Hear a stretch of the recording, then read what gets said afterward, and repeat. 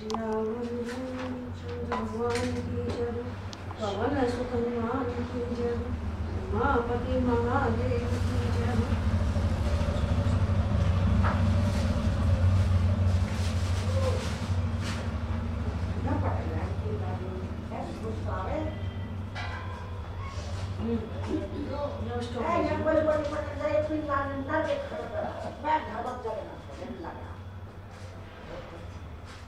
हरि भक्ति भलाई गुण गंभीर बाटे परि कल्याण के, नवल किशोर दरवत अनन्य मार्ग इक धारा, मधुर वचन मन हरन सुखद जानत संसारा, पर उपकार विचार सदा करुणा की राशि, मन वच सर्व स्वरूप भक्त पद रेणु उपासी, धर्मदास सुत शील सुत मन मान्यो कृष्ण सुजान के, हरि भक्ति भलाई गुण गंभीर बाटे परि कल्याण के। आज महाभक्त कल्याण जी के जीवन चरित्र के बारे में इस भक्तिमान में बताया गया है।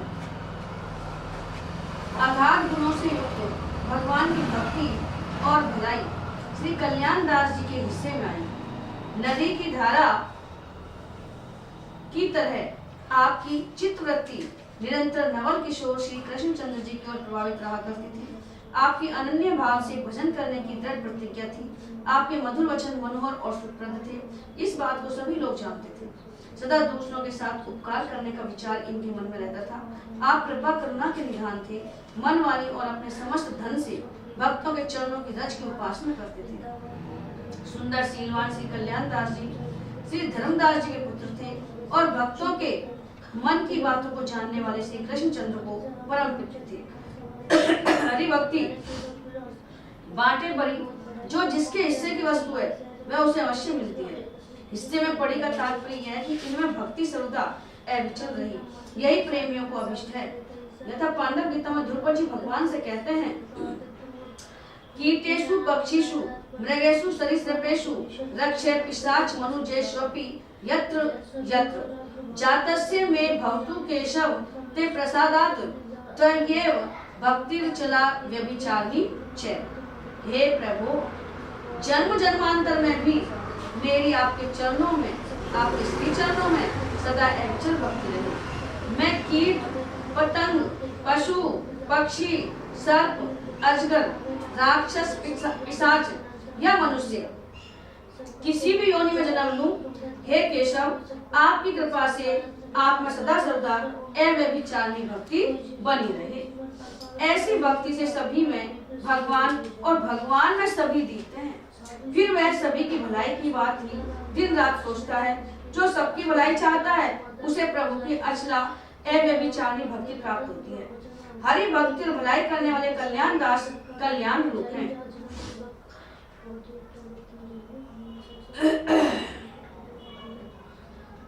नंद किशोर की किशोरता भक्तों के चित्त चुराती है। जैसे माधुर्यादपि मधुरम मन्मथ तातस्य किमपि केशोरम चापल्यदपि चपलम चेतो बत रति हंत किम कुर्मे। कामदेव के पिता, प्राप्त करने की कामना के जन्मदाता श्री कृष्ण की माधुर्य से भी मधुर और चापल्य से भी चपल किशोर अवस्था हाय मेरे हृदय को चुराए गई। मैं क्या करूं? श्री कल्याण दास जी के चित्र को कृष्ण किशोर ने बरबस आकृष्ट कर लिया, बरबस अपनी ओर खींच लिया, अतः अनन्य भक्त बन गए। मनोवृत्ति निरंतर कृष्ण की ओर प्रभावित हो गई। किशोरावस्था के संबंध में विद्वजन पद्म पुराण के वाक्यों को उद्धृत करते हैं। न राधिका समा नारी ने कृष्ण समय पुमान वय परम न केशोरात स्वभाव प्रकृते परे। वंदे मदन गोपालम केशोरकार मत अद्भुतम यमहुर्ये वनोद भिन्ने श्री मनमद मनमोहन। श्री राधिका के समान कोई नारी नहीं है और श्री कृष्ण के समान कोई पुरुष नहीं है और किशोर से श्रेष्ठ कोई अवस्था नहीं है। इसलिए किशोर आकृति वाले अद्भुत मदन गोपाल की मैं वंदना करता हूँ, जिन्हें यौवन के उदय होने पर श्री मदन मोहन कहते हैं। श्री गौरांग महाप्रभु तथा श्री रामानंद राय के संवाद में यही आशय प्रकट हुआ है कि किशोरावस्था ही ध्येय है और यही सर्वश्रेष्ठ वस्तु है। यथा अखिलोदारम किशोराकृति वय किशोरकम ध्येय पुरी मधुपुरी परा श्याम में परम रूप माध्य एव परो रस है। ब्रह्मेति केचित भगवंत में के विष्णु च भक्ता परमेश्वरन च कंदर्प शास्त्र मनोरंग सदा किशोर करुणा निधानम। सहस्त्र काम देवों से सुंदर मनोहर अंगों वाले करुणा निधान सदा किशोर अवस्था वाले नंद किशोर को भक्त जन ब्रह्म भगवान विष्णु परमेश्वर मानकर उनका जप और ध्यान करते हैं। श्री ध्रुवदास जी कहते हैं महामधुर रस माधुरी अद्भुत वयस किशोर और अद्भुत रस में मगन रहे नहीं जनत ऋषि घोर। नौतन वयस किशोर छवि बसत जासु उर नित्य पौंगड़ बाल लीला दिहु भावत नहीं तेई चित्त।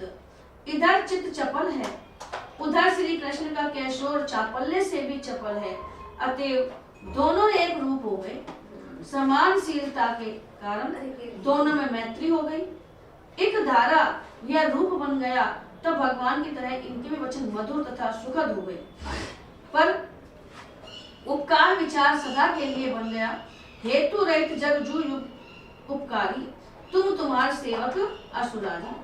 परोपकार केवल्य तोलित जनार्दन गुरु प्रतिम मत्वा अवतारान दशा ग्रहित। भगवान ने परोपकार और कैवल्य को तोला तो उपकार को श्रेष्ठ मानकर 10 अवतार ग्रहण किया। संतों की सारी क्रियाएं परोपकार के लिए होती हैं और धर्म कल्याण का जनक है। धर्माचरण से लौकिक पारलौकिक कल्याण होता है। यहाँ इस छप्पे में धर्मदास के पुत्र कल्याण दास हैं, ऐसा ही उचित है। श्री कृष्ण सुजान है, अतः इनके निर्मल मन को देखकर श्री कृष्ण ने इनसे प्रेम किया। अतः ये हरिवल्लभ है। हरिवल्लभ सब प्रार्थ हो जिन चरण रेणु आशा धरी। अब आगे लिखा है कि एक बार किसी ब्राह्मण ने खेती के लिए एक यवन से कर्ज लिया। संयोगवश खेती में अन्न पैदा नहीं हुआ, इसलिए वह ब्राह्मण यवन के रुपये ने चुका सका। यवन ने जोर देकर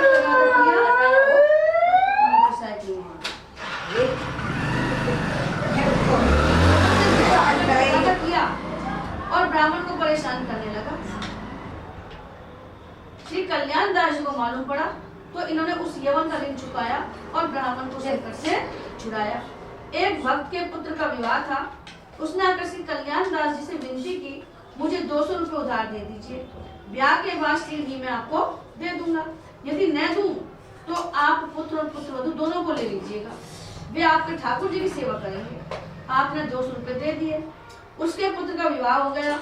यथा समय जब आपने उससे रुपये मांगे तब उसने कहा मेरे पास तो एक पैसा भी नहीं है, यदि आप चाहो तो मुझे बेचकर अपने रुपये वसूल कर लो। यह सुनकर कल्याण दास ने उसकी परिक्रमा की और प्रणाम करके कहा कि बहुत अच्छा प्रभु, रुपये आपके ऊपर न्यौछावर हैं। ऐसे गंभीर और उपकारी भाव देखकर प्रभु श्री कृष्ण इन पर संतुष्ट हुए।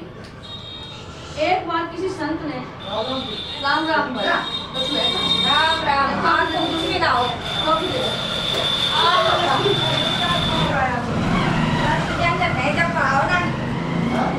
एक बार शरद पूर्णिमा का महोत्सव किया। यहाँ लड्डू रखा है, रुको रुको, अभी हम उसने तो याद देखो। वाह बड़ी ना है अभी। 4 लड्डू दे दो, ले लो डिब्बा नहीं उतार लो। देखो सारा खाए को दो, 4 दे दो, उनको दे दो। और वो बांट दो। बड़ी ना है। एक बार किसी संत ने बड़ी तो कई 10-5 दिन शरद पूर्णिमा का महोत्सव किया। अपने मंडल के सभी संतों को